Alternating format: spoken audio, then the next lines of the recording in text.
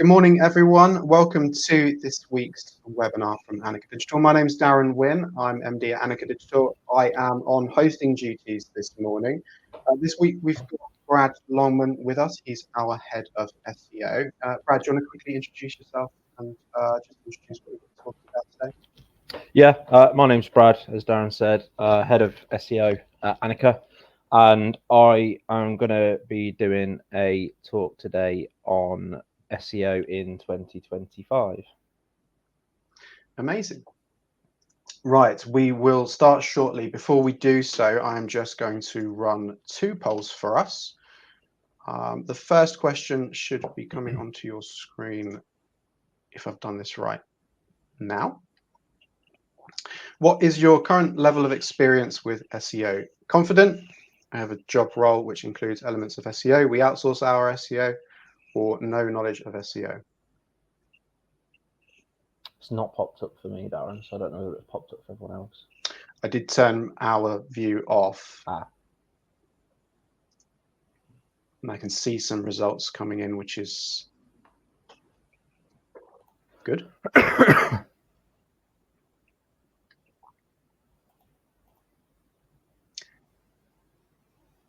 Just let a few more come in.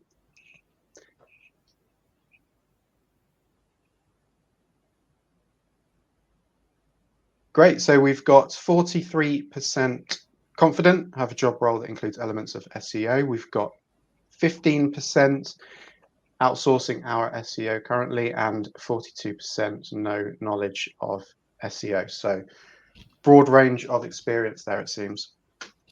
Should be something for everyone in this one then.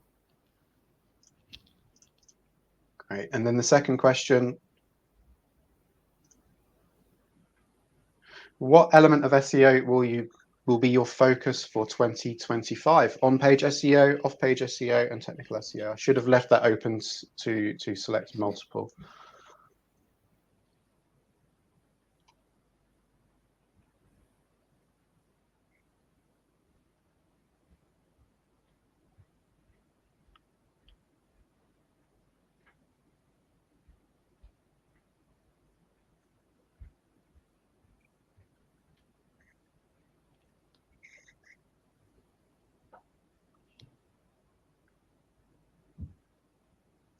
Okay, still a few coming in, but it's like 53-ish% for on-page SEO, 22% for off-page SEO, and 27% for technical SEO. Pretty broad again. Great stuff. Right. So, like I said, handouts are available if you are watching live under the handouts section. So please do feel free to download those. We've got a cool 100 people in the room today, so that's awesome to see everyone back raring to go. I will hand over to you, Brad, so you've got the floor. I will keep an eye on chat, so if you've got any questions, feel free to pop them in the chat and we'll answer as we go through. I would say that my level of SEO is, let's call it basic, but I'll try and answer a few questions, and then at the end we'll have some time for some Q&A. So if there's anything that I can't answer, which may well be a few, we'll be able to pose questions to Brad. Brad, I will turn your and my camera off so everyone can see the full screen, and then we'll come back at the end. Yep. Is my slide sharing okay? They are, yeah, we can see those. Cool. All right then, let's get started. Okay, so yeah, good morning everybody. Hope you all had a nice break over Christmas. I'm going to be doing a webinar today just on SEO in 2025. Tried to put some actionable bits in here so that people have something to actually take away. But just a quick introduction for anyone that has never met me before. My name is Brad and I'm the head of owned and earned media at Anicca. This year I'll have been with the company for 10 years, which has gone very quick. And I've worked at another agency before that for 4 or so years. So worked in SEO for quite a long time. My main role now is focusing on helping any new clients that come on board, looking at SEO strategies, auditing, that sort of thing, and also SEO setups. And then I typically pass clients over to the SEO team and the content team here at Anicca. So our owned and earned team is a team of 6, and we've got expertise through technical SEO, content, and also PR as well. Other than that, I also help out with the training delivery. For anyone that's been on DMI courses before, you probably have seen me on the web optimization day, and also sometimes the SEO day, if James can't do the SEO day on that specific time. But yeah, like I said, mainly I'm involved with new business kind of stuff at Anicca, and SEO strategy. Previous to that, I kind of did a bit of everything, but mainly technical focused or new website focused. Anicca this year is also celebrating their 18th birthday, so we are legally allowed to drink as an agency now, I think. We focus on the 5 S's: strategy, social, search, shopping, and skills. Obviously, we've got the training division of the business, where we run the boot camps and everything. And then all of the services that we offer typically fall into the strategy, social, search, or shopping side of things. So just the agenda for today is I'll do a quick roundup of anything kind of notable from 2024 in the SEO world. I'll then recap the fundamentals. The fundamentals of SEO never really change, so I think it's always worth keeping them in the slide decks. And then we'll go on to SEO in 2025, and what I think might be changing, and also what is going to become a bit more important. So just to start off then, 2024 SEO review type thing. The main thing that came out of last year is Google got leaked, and it basically, there's a guy called Rand Fishkin. For those that have never heard of him, he used to run a company called Moz, that were an SEO tool, an SEO agency, and he used to do a series called Whiteboard Fridays. They're not as relevant now because they're quite old, but if you are looking for any help on SEO, then he did do a lot of those Whiteboard Fridays, and they're really useful. But yeah, in May, somebody reached out to him anonymously and said that they'd found a document containing some API information that came from Google. So basically, they went through, verified this with some people that worked at Google, and it was an API document from Google itself. And the API shared information about data that Google uses to measure and rank websites. And some of the main takeaways from that leak were that Google uses something called Nav Boost. And what it basically boiled down to is it meant that Google does use click metrics to determine its rankings. Google's always said that, oh, we don't use, click data and engagement metrics and that sort of thing when we're looking at where a website should rank in the Google search results. But it turned out they actually do. I think if anyone on here has worked in SEO for a while, you probably would have had a hunch that they do use those sorts of metrics. And Rand Fishkin years ago did a lot of experiments where they drove traffic to specific pages on their website, and they actually found that the more traffic that page got, the higher up the search results it ranked. So a lot of SEOs were skeptical anyway, and thought they might have used click metrics. But Google always denied it until this leak came out, and it turns out they actually did. It also shared information about whitelists, and basically some industries have basically a list of whitelist websites where Google will favor specific websites over others.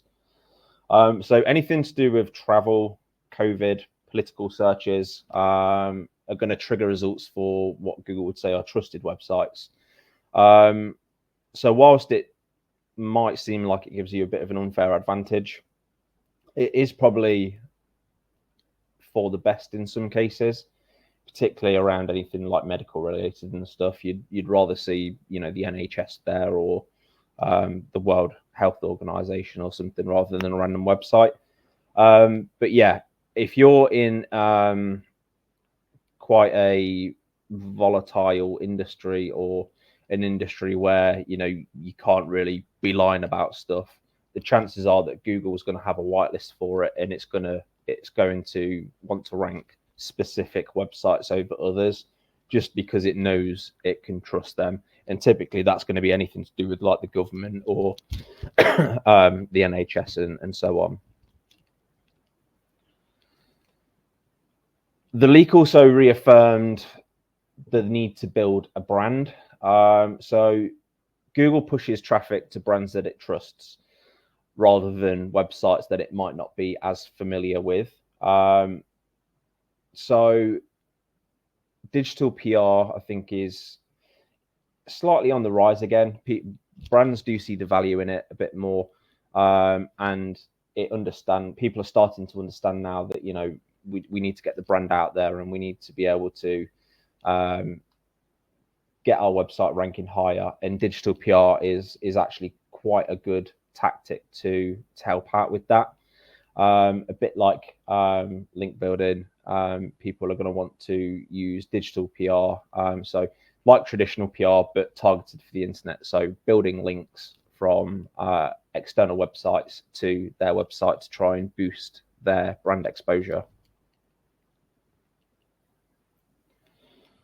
And all of this means that ranking factors from Google might slightly change. So Google uses hundreds and hundreds of different factors. It takes hundreds and hundreds of different factors into account when it's deciding where to rank a website in the Google search results.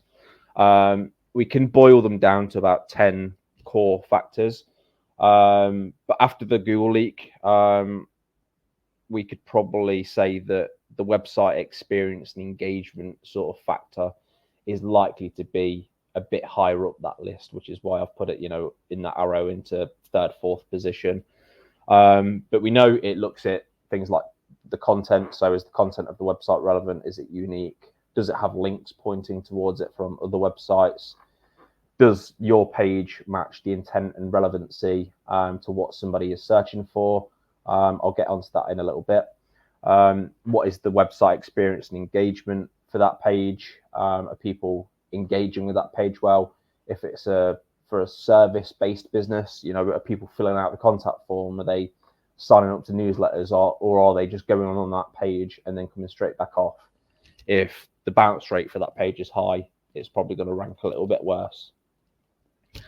And then it'll also take into account a load of other bits that we'll go over. So website load speed, whether your website is mobile friendly, the authority of your website. You know, although it's not a ranking factor, domain authority is an indication of you know, how authoritative is your website. Typically, the higher your domain authority, the better your website ranks.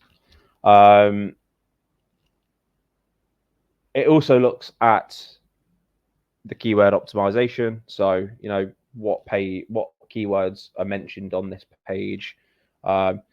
Is it natural optimization, or is someone trying to game the Google system here and they're stuffing keywords everywhere?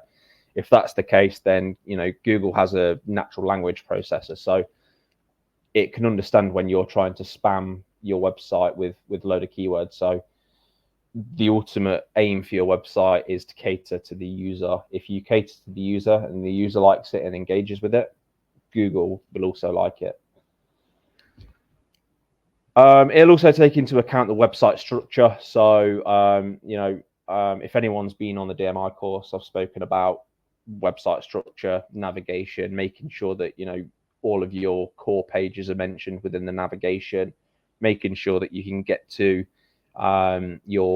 any page on your website within sort of 3 clicks, making sure that everything is high up on that website and has got links pointing towards it. And then it'll also look at things like website security. So just making sure there's no malicious malware or software or anything been injected into your website that's going to pose a risk to anyone that's putting in details into your website. Google also released 7 core updates, 7 updates in 2024. Most of them core updates and spam updates. Everything else is now rolled into the core update. So you will have seen in previous years, there would have been things like the helpful content update, but Google has rolled all those into the core updates now. The most recent updates were just before Christmas and then over Christmas, which was really helpful for all SEO people that wanted some time off over Christmas. So core updates is essentially everything that Google has in its algorithm and all of its old updates rolled into one, essentially. So years ago, Google would have had Panda updates, which targeted spammy content. It would have had Penguin updates, which targeted spammy link profiles and things like that. They've got rid of those individual algorithm updates and rolled everything into the core updates now. And then it still has a separate spam update, but I would imagine that will at some point roll into the core updates as well. The other thing that Google really started to push, at least I noticed in 2024, was organic shopping. So organic shopping listings are becoming a lot more prominent in 2024, or were becoming a lot more prominent in 2024, I should say now. Most commercial search queries are now generating organic shopping results. So it does give e-commerce stores opportunity to grow organically without the need for, your traditional organic search ranking listings. You do need to get a Merchant Center account set up if you've not already. And within Merchant Center, you can then add in your links to products and get them to appear organically. But whenever you search for a specific product now, this box tends to come up, and it tends to come up right at the top before the traditional organic results. So if you're not currently listing organically in Google Shopping, I would highly recommend that. Google also started to roll out AI overviews more heavily. We're not yet seeing them for e-commerce queries, but it is going to be the next evolution of AI overviews. At the moment, it's more, how, who, what, where, why sort of questions that Google's looking at and producing AI overviews for. But it does mean that in 2025, we need to start evolving how we rank our websites a little bit. So rather than just aiming to rank our own website, we'll need to start looking at what the AI overviews include and try to get mentioned in those publications as well. Again, this is why I think digital PR is going to see a bit of a surge because, if something's mentioned on, on here, you can see SEMrush is listed, Backlinko. If they're linking out to other resources, then maybe you'll want to be included in that, because if someone clicks through from an AI overview to their guide, there's still a chance that they can then get through to your website. So rather than just looking at purely getting the click direct from Google, we're going to have to start looking at what we can do in terms of AI overviews to try and get mentioned within the publications that are mentioned in the AI overviews. So it's all going to get a little bit confusing, and it's all going to be a bit new for the next year or so. But Google is starting to push these AI overviews out a little bit more now. I think if anyone's seen the advert for, I don't think it's on now, I think they've got a new one, but last year they had an advert for, I think it was the new Google phone or something, and it was talking about AI overviews in it, and it said AI overviews or Gemini AI overviews available from 2025. So I think we're going to see a bit more rollout on the AI overviews in 2025. And likely, I think there'll be ads put in there quite soon as well. So as I said at the start, the fundamentals of SEO never really change. So before we get on to things that are going to help in 2025, I always think it's just worth a recap of the fundamentals that go into SEO. So SEO, it's made up of 3 core areas. We've got technical SEO, on-page SEO, and off-page SEO. Technical SEO refers to any website changes that we can make that don't affect the content directly on the page of our website. So this could be things like speed optimization, it could be image optimization, improving the metadata, indexation analysis, so making sure that our pages are being found in Google. Site architecture, so making sure that all of the pages on our website are linked to, making sure there's a hierarchy to the website and things kind of flow as they should do. And then it also includes the response codes on the website. So if you've got any redirects, any 404 pages, any server errors, that sort of thing, making sure that we're making it as easy as possible for Google to find the pages that it needs to. And also making sure that users aren't going down a path that's just going to end up at a dead end where you've got a 404 page. Google also recently changed the important metrics for Core Web Vitals. So anyone that doesn't know what Core Web Vitals is, it is essentially a set of metrics that Google uses to measure how well a page loads and how a user can interact with that page as it's loading. So it used largest contentful paint, first input delay, and cumulative layout shift. But in 2024, they got rid of the first input delay and switched that to interaction to next paint. So largest contentful paint is basically Google measuring how long it takes for the largest element of your website to load. Typically, that's going to be the banner at the top of the page or the H1 tag or something like that. It's going to look at the interaction to next paint, and this is basically the time it takes for the page to load as the user starts scrolling down. So if you're using a lazy loader or something, you need to make sure that it is loading before the user starts scrolling. If a user scrolls down and it takes, a couple of seconds for images to load up and the text and everything, you'll probably find that you're going to fail that interaction to next paint.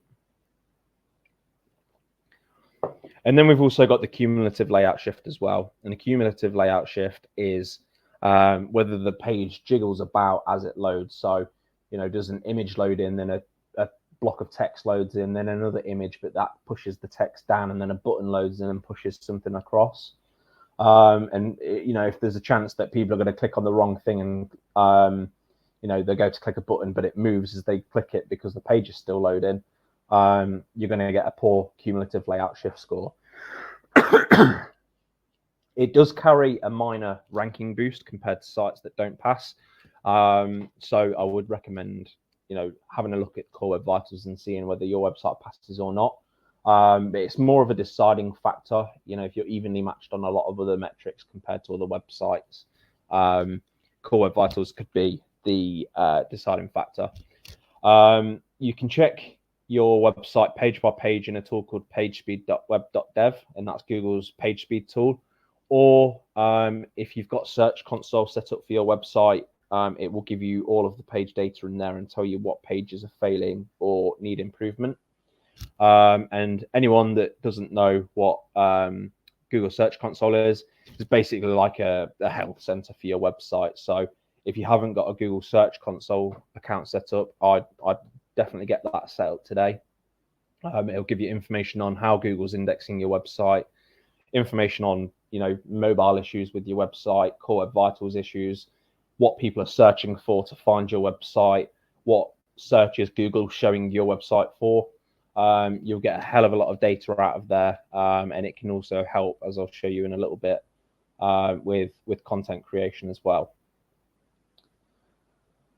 We've then got on-page SEO. So on-page SEO refers to any website changes that you can make that will directly affect the content on your page.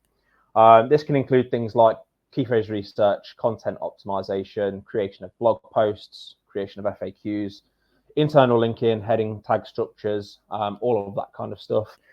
But it's basically anything that affects the content on your website would be classed as on-page SEO.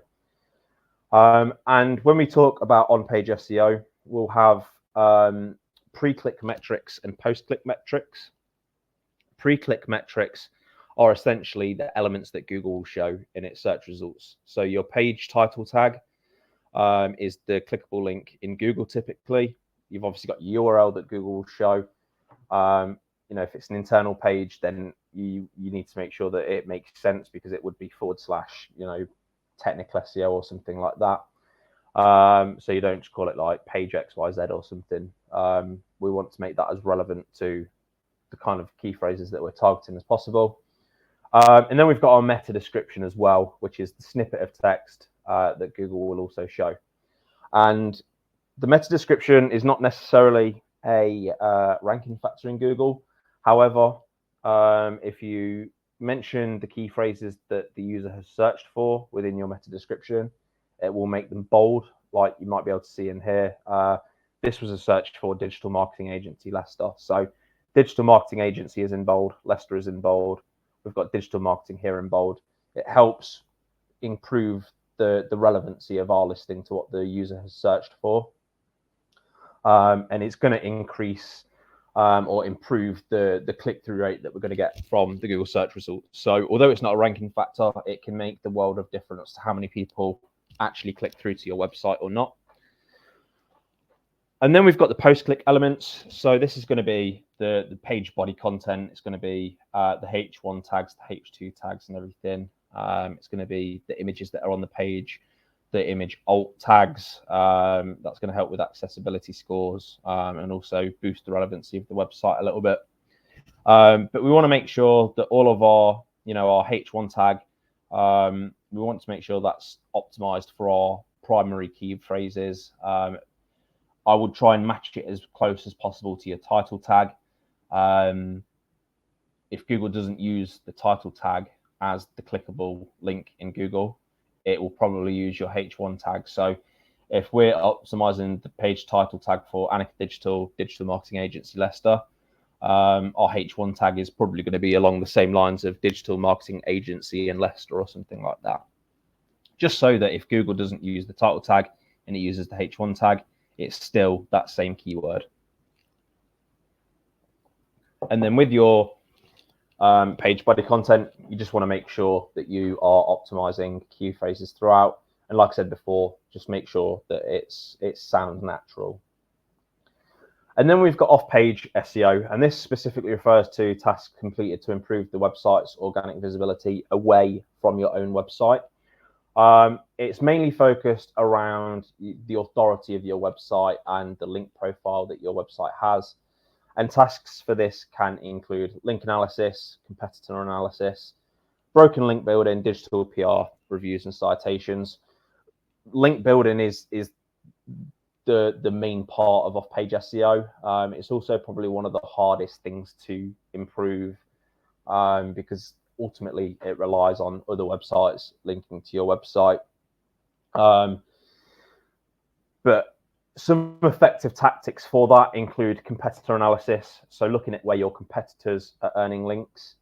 There's also broken link building, so you might have competitors that have links pointing to their website that no longer for pages that no longer exist anymore, or there might be links to your website but they point to pages which you've also since deleted, and those links aren't going to pass any authority across.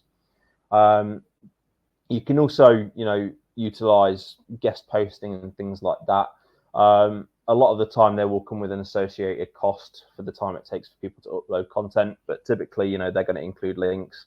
And I think I've seen Jeremy in the chat. So if you have any questions about link building or want to know a little bit more about it, Jeremy has a really good platform for that. It also covers things like reviews and citations. So making sure that, if you've got a review platform, that you're collecting reviews on there. Your citations, is your business getting mentioned on the internet? Have you got citation listings for your business if you're a local business? Do those citation listings all match? and does it contain the correct name, address, and phone number? If those details are all aligned, then Google can relate that back to your own website. So moving on to SEO in 2025 then. I think the first thing to talk about is aiming for page 1 is not necessarily good enough anymore. So where you've got a normal e-commerce search result now, this will be very small on your screens, but the first 4 results there are all ads. All you're going to see when you search for, this is a search for grass seeds, basically. All you're going to see when you search for grass seeds is the top 2 or 3 ads, and then you have to start scrolling down, and then you see another ad and probably the top row of the organic shopping listings. You scroll down a little bit more, you're going to get another row of organic shopping listings and people also ask boxes. You scroll down a bit more and you finally get to that first organic result. That is a hell of a way to scroll down just to get to the first organic result. So we can't rely on, saying, oh, great, yeah, we're number 7 on page 1 or something. That's going to get a hell of a lot less click-through rate than it would have done 5 years ago. 5 years ago, any result on in the top 10 you would have been really happy with. But now, you could be position 7, 8, 9 and still get barely any clicks for a key phrase that's got a lot of search volume. And that's just because Google's forever adding more and more elements to the search results. So if you are aiming for organic ranking, I would say aim for the top 5 and also aim to be ranked within organic shopping tabs. People also ask boxes, are you answering those sorts of questions on your website? And don't forget that in the coming months or the next year or so, there's going to be an AI overview box here as well. And that's going to push the results even further down. We're also going to start seeing at some point AI overviews for e-commerce, and it is going to shake up e-commerce SEO. Typically, if you search for a product in Google, Google is going to show you a list of category pages. So if I searched for mountain bike, Google's going to give me a list of websites, and it's going to be the mountain bike category pages for all of those websites that shows up in the search results. When AI overviews releases, it's going to be a lot more like a bit of a personal assistant, and it's going to give you product recommendations. So your product pages are going to need to be improved. You're going to have to put as much information as possible in there. You're going to have to, utilize Google Merchant Center and make sure you've got your shopping feed set up, because it's likely that, these listings will pull through from Merchant Center. A lot of them are going to be ads as well. But I would imagine there's going to be some sort of organic mechanism within that as well. So we need to make sure that our product pages aren't forgotten about. We need to make sure that we've got all the information that a user could ever want. We've got our FAQs and things on there, because when Google does use Gemini or the AI overviews for products, category pages are potentially going to be less important than they are at the moment.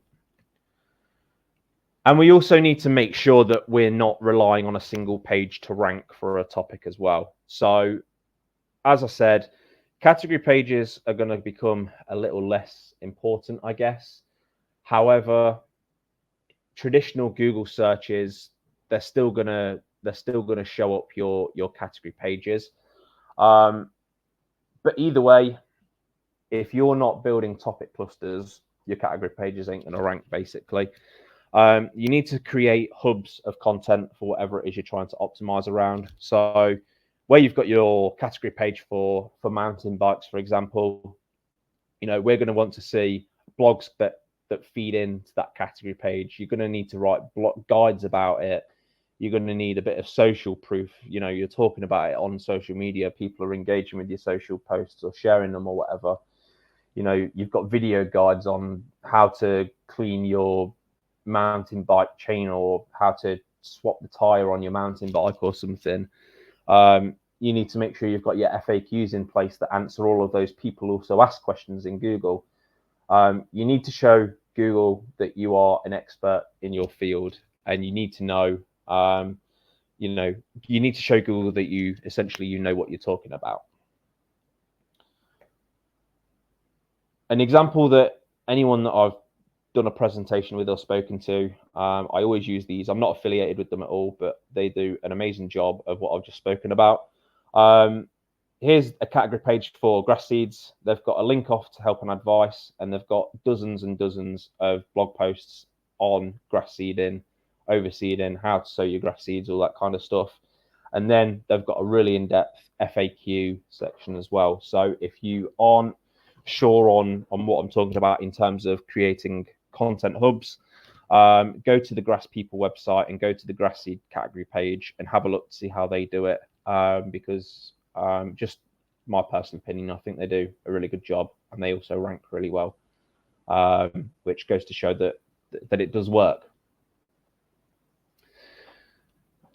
The other thing that we need to pay attention to more and more is social search. So people are not just relying on Google to find answers anymore.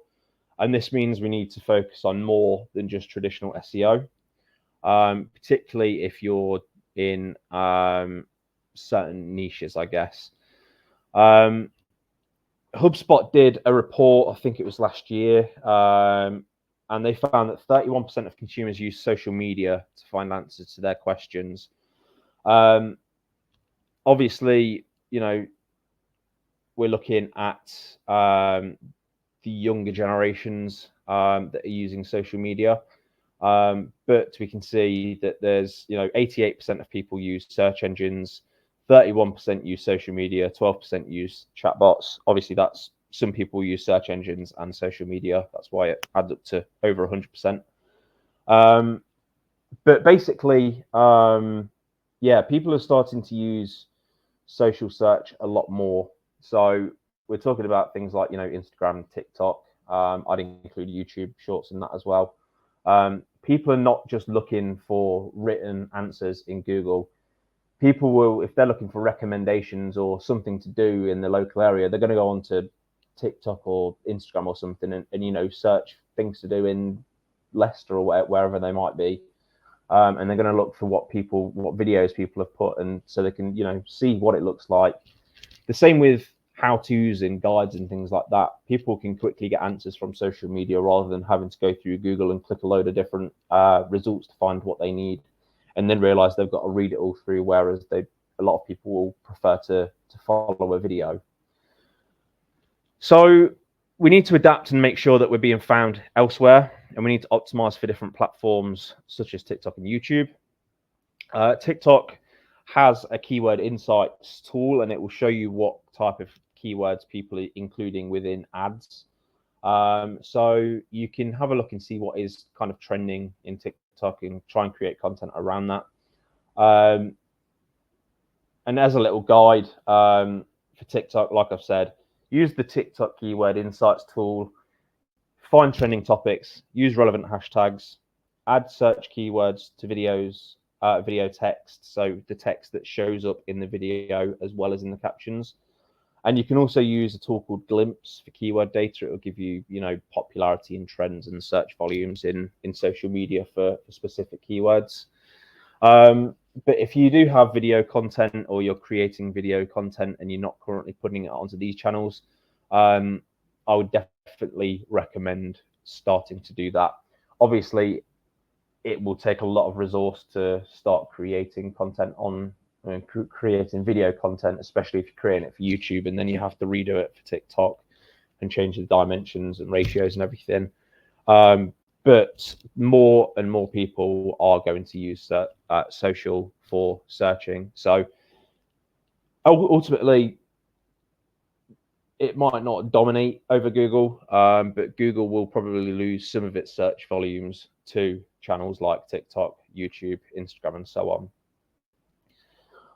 So if you are also wanting to use YouTube, or you need some tips on how to essentially optimize for YouTube. You need to make sure that you're using your keywords in your video. You need to make sure you're including keywords in video titles, including keywords in video descriptions. Try and make them around 300 words long or more. Utilize the tags and also link to landing pages from your videos as well, so that users can go to the accompanying written guide for whatever video you put out, essentially. The next thing is EAT, and EAT is essentially something from the quality rater guidelines that Google puts out, and it is made up of experience, expertise, authoritativeness, and trustworthiness. So experience is going to become a lot more important. Google's looking for content created by people with direct experience in the topic that they're talking about. So whilst you've got experience, expertise, authoritativeness, trustworthiness, they're all massively important. Experience, I think, is going to become a lot more important. And that means we need to create a lot more first-person content on our website. So we know Google's looking for experience. We need to make sure our content reflects the fact that we've got experience. So if you're doing product reviews and things like that, don't just put, what is the best air fryer for cooking chips or whatever it might be. You see the pages that rank tested and top rated, tried and tested.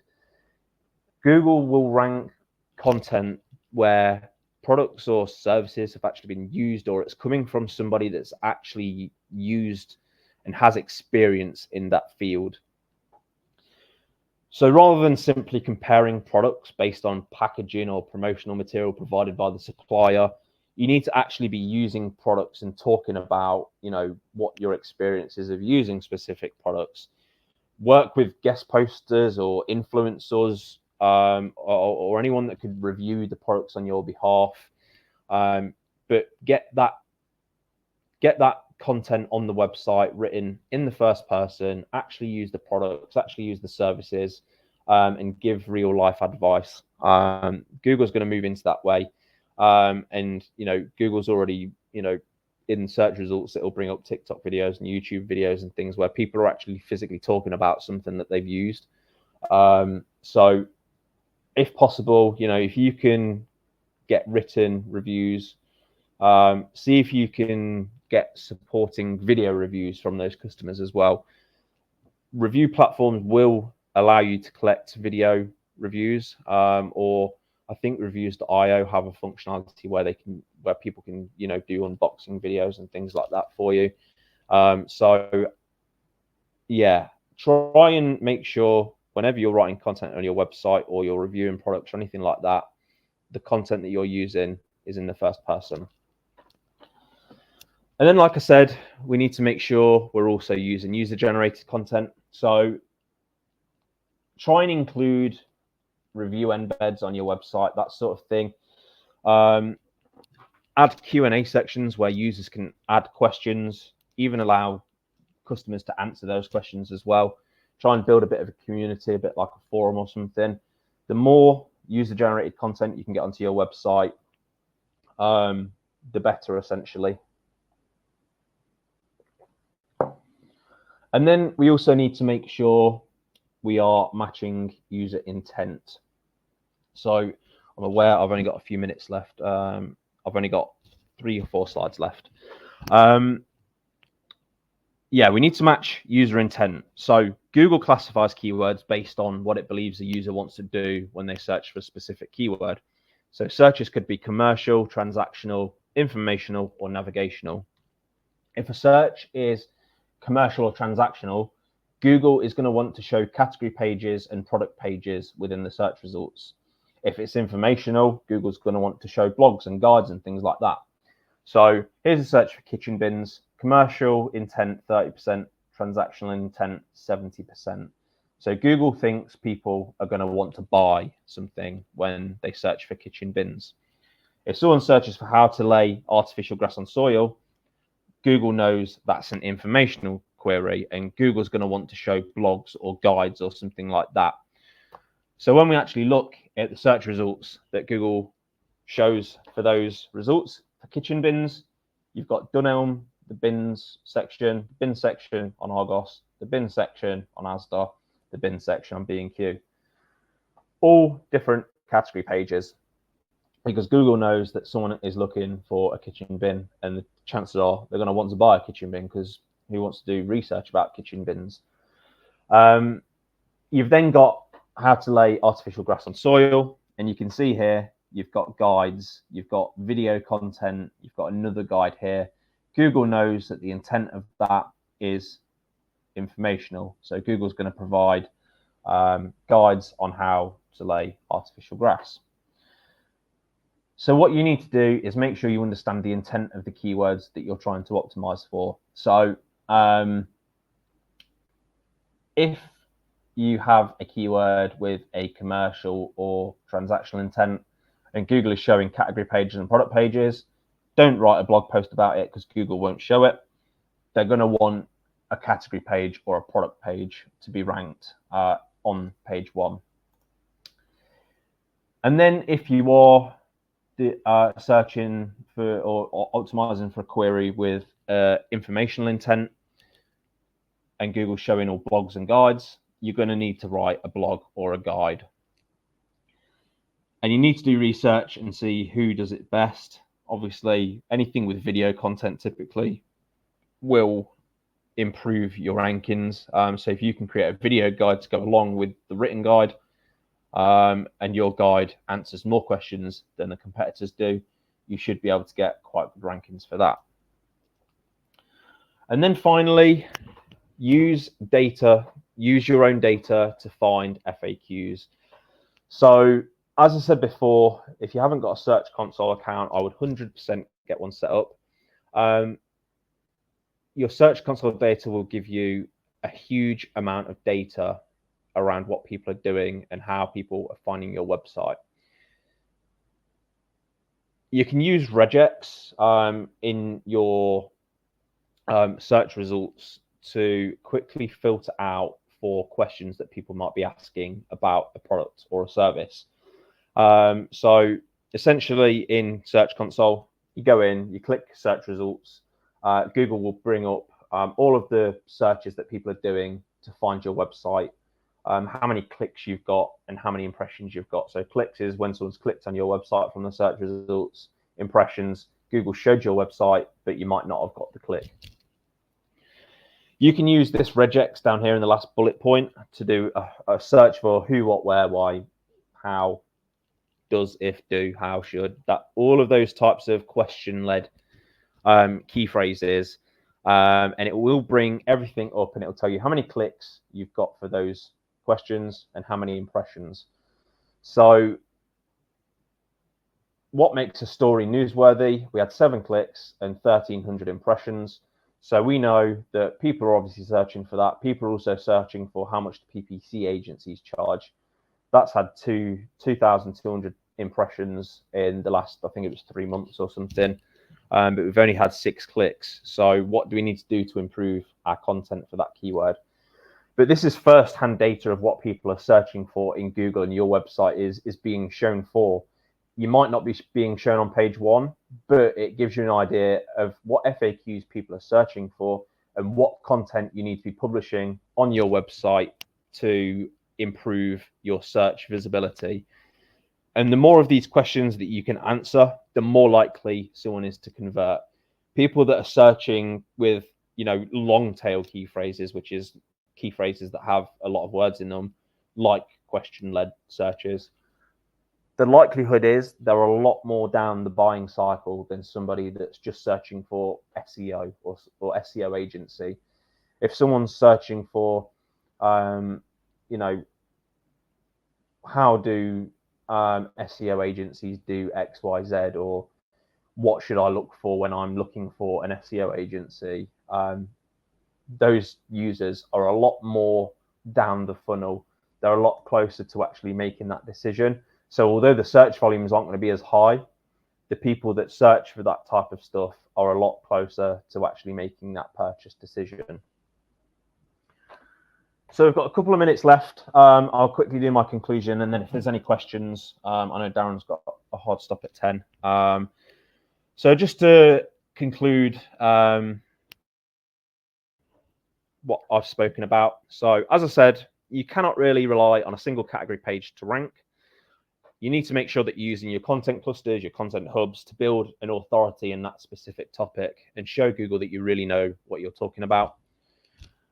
The Google leak also showed us that we need to make sure users get a great user experience and engage well with the website. The more likely the more that someone engages with the website, the more likely we are to rank well. And search is moving away from Google, whether we like it or not.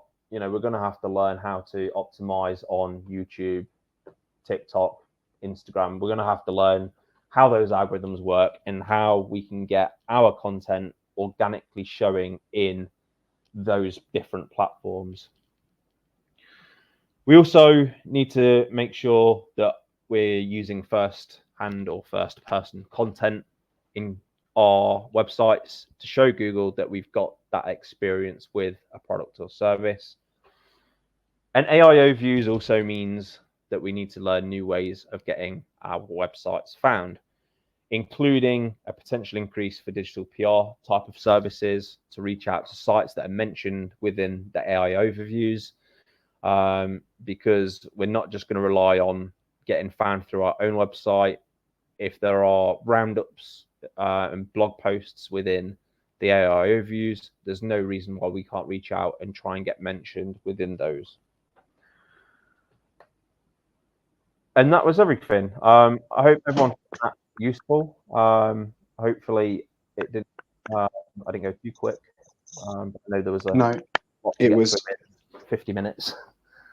Yeah, no, that was perfect, Brad. Thank you. There was so much information there. I'm trying to hold myself back from asking any broader questions around search behaviors and AI and all of these wonderful things that I love to talk about, because we'd be here for another hour.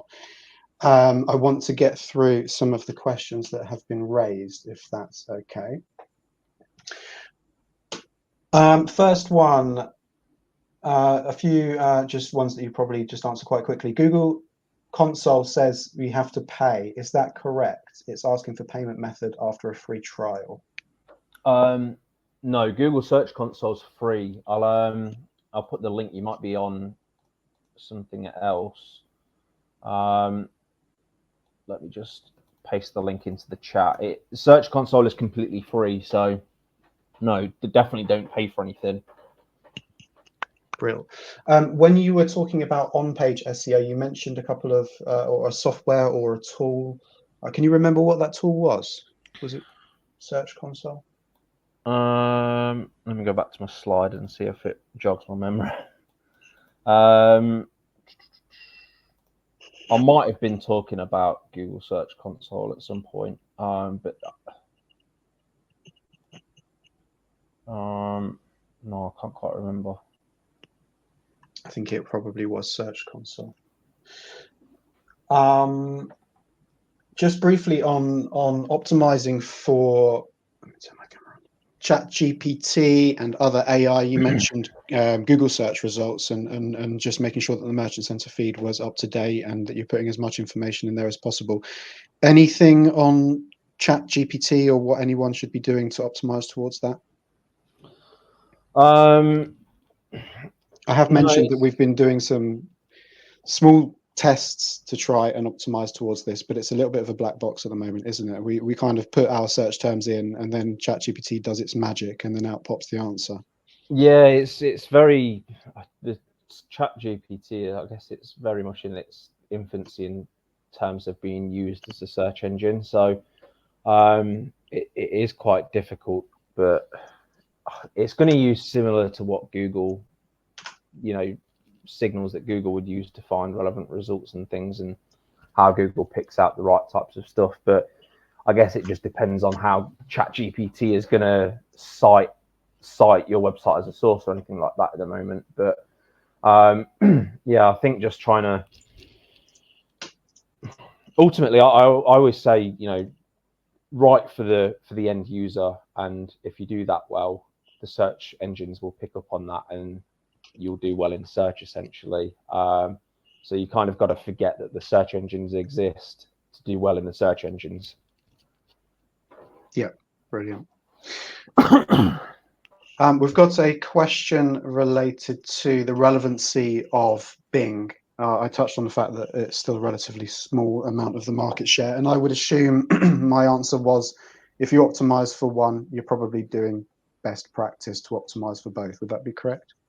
Yeah, we always said if you do well in Google, you should technically do well in Bing. I think their market share is still only something like 3 or 5% or something, if that.